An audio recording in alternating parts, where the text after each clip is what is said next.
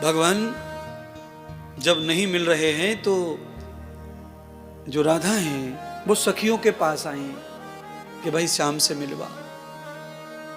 हमें पता चला है कि श्याम वृंदावन में है, हम बरसाने से आई हैं। तो आप समझ सकते हैं सखियों की कितनी महिमा है, सखी कितनी महान है। राधा को सखियों के पास आकर एड्रेस करना पड़ रहा है भगवान को, मिलवा। गलियन ढूंढा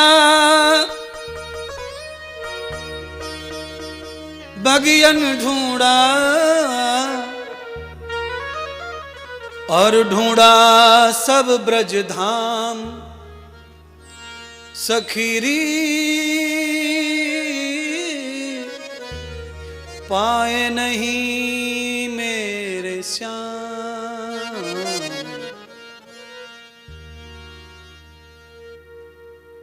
जाने कितकू चले गए, अरे जाने कहाँ चले गए री घनश्याम। सखीरी ढूंढो सारो ब्रजधाम, ताल तलैया झरने ढूंढे नाली नो विश्राम। सखीरी फिर भी न पाए श्याम, जाने कितकू चले गए घनश्याम। राधा उनकी खुद की है तो भी राधा को सखियों की सिफारिश करनी पड़ रही है। तुम ही बताओ कहाँ हैं। अब मैं आपको जरा और विश्लेषण कर दूं सखी शब्द का, इसका मैं और विज्ञान बनाऊं और इसे आध्यात्म कर दूं तो सखी, सखी माने कहते हैं सखी का अर्थ होता है सीख। सीख सखी ख खी खा, सखी माने सीख। भगवान को कभी भी कहीं भी ढूंढना है तो अच्छी सीख जहाँ मिलती हो वहाँ जाओ, वहाँ से ही भगवान का पता मिलेगा। अन्यथा भगवान बिना सीख के मिलने वाले नहीं है। आपको मालूम नहीं होगा, मेरे पास बड़ी जुगाड़ है बातों की। सीख, झाड़ू की सीख बिखर जाए तो कूड़ा इकट्ठा नहीं होता, घर साफ नहीं होता। इसीलिए सीख इकट्ठी करके बांध लो, घर साफ हो जाएगा, झाड़ू लग जाएगा। तो सीख लो, सब जगह से सीख लो। और जो सीख लेता है वो सखी बनता है, यानी शिष्य बनता है। और जो शिष्य बनता है वो गोविंद को कहीं भी प्रकट कर सकता है। चेला चेली नया नवेली मांग रहे कोठी हवेली। अब इनको क्या चाहिए? अरे महाराज क्या हो गया? भाड़े पे रहे महाराज, भाड़े पे, भाड़े मारे बोलो। अरे भाड़े पे भी तो घर में ही तो रह रहे भाड़े पे। भाड़े पे रहने में दुख की क्या बात है, क्लेश की क्या बात है, कष्ट की क्या बात है? भाड़े में रहने का पैसे दे रहे रहने, इसमें दुखी होने की क्या बात है? अगर कोई घमंड करता हो कि हम अपने घर में रह रहे हैं तो घर बनाने को कभी न कभी किसी ने तो पैसा भरा ही है ना। ईंट कैसे आती है? सीमेंट।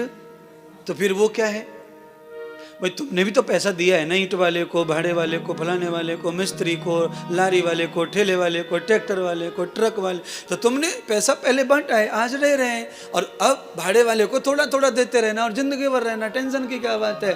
भाड़े पे रहने से दुखी नहीं होना है। क्योंकि अगर भाड़े पे कोई दुनिया में ये कहे कि हम भाड़े पे नहीं, हम बहुत बड़े मालिक हैं, तो ध्यान करना, ये जो शरीर है ये भी भाड़े का, किराए का मकान है, ये भी तुम्हारे बाप का नहीं है। नहीं तो बाप तो भारत में कितने हाथ पैर फेंक रहे हैं पर बाप बन नहीं पा रहे हैं। दवाई खा रहे हैं, हॉस्पिटल जा रहे हैं, पर पापा बनने का सौभाग्य नहीं मिल रहा। तो कोई घमंड मत कर लियो कि मेरे 3 हैं, मेरे 2 हैं। अच्छा, किसी को पहले छोरा हो जाए तो कितनों छाती फुला, आए हाय क्या हो गया है? पहला बेटा हो जाए तो भैया क्या कहने, पता नहीं कौन सा ये क्या अवतार हो गया। बेटा हो जाए तो आदमी को लगता है कि भाई मैं बड़ा वो हूं है। अरे भाई तुझे पहलोठी को बेटा है वो ठीक है, पर ये तो देख ले कि उसकी टांगें कैसे ऐसी हो गई हैं जैसे पन्नी पिघल के जड़ के सूख गई है। प्लास्टिक सूखने के बाद कैसी हो जाती है पिघल के, ऐसी टांग है तेरे लाला की। अब वो पहलोठी को होए चाहे तेरी 25 साल की तपस्या को होए, कोई फर्क ना पड़े।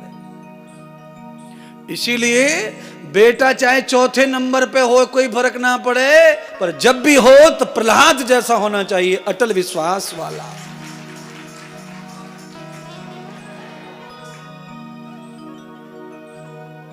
प्रभत्वामयेव दर्शनम। और सुनिए ना, आगे की कथा ये माताओं के लिए स्पेशल है। जीवन में आपने 4-5 बच्चों को जन्म दिया मान लीजिए, और आपने अपने पुण्यों से अपनी कमाई से उनको खूब माला माल कर दिया। गाड़ी दे दी, घोड़े दे दिए, मर्सरी दे दी, कंपनियां दे दी, प्लॉट दे दिए, सब दे दिया। और किसी कारण दुर्भाग्य से उनका सब नुकसान हो गया, घर बिक गया, गाड़ी बिक गई, प्लॉट बिक गए, गरीब हो गए। तो उनके उद्धार के लिए माँ को काम करना चाहिए। माँ कर सकती है। गिरे हुए, पड़े हुए, बिगड़े हुए, गरीब हुए बच्चे को भी माँ सुधार सकती है, उसे नया कर सकती है।